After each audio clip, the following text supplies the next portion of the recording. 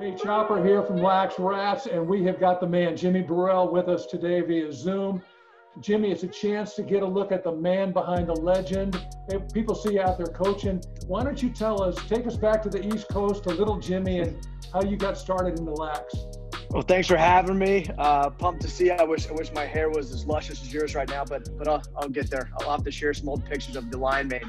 For those of you who don't know, I got the chance to coach Drew the Chopper's son Zach, who is an absolute stud, and I think something we'll start to share is just how great of a feeling that is, being able to coach a guy who went on to play, at Division I lacrosse and then come back and coach with me. So I think that's one of the most rewarding experiences a coach can have. So I'm happy to be able to share that and share my story a little bit.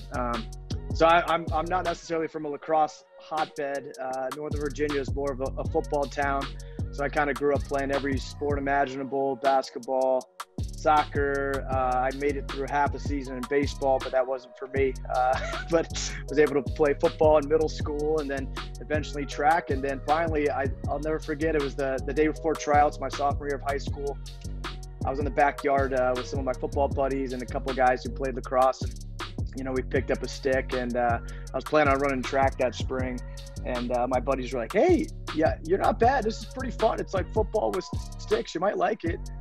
So I went home and had that tough conversation with my dad. Be like, "Hey, can we go out and spend a couple $100 on equipment so I can try out tomorrow and see what works?" But it made it a little easier that my defensive back coach was actually the JV lacrosse coach.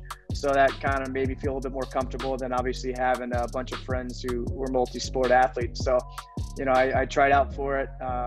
Fortunate enough for me, our JV team did not make cuts. We had about 70 to 75 players on that team, which is a pretty wild experience. Yeah, I'll never forget. It was a few games in, and our line finally got in, and I ended up scoring 2 goals somehow, and I was hooked after that. That was it for me. I was like, "Oh, I love this sport. This is great. It's fast. There's contact. You're scoring goals. It's just awesome." Are there sports that you think that are the best crossovers? In other words, if you were going to go to a high school and start looking around for kids to get them into a lacrosse program, which sports might you look at that would be the most likely to give them entry into lacrosse? I always look at football and basketball athletes. There's a ton of crossover there. Positionally, it's pretty neat to see linebackers who make great defensemen. It's great to see quarterbacks who make great attackmen. DBs, wide receivers, those type of guys, running backs that make great midfielders. I think basketball translates extremely well, especially for the box lacrosse game, but also on the field. So those are definitely the 2 sports I look for. Those athletes are obviously pretty special, and you love having the two or three sport athletes.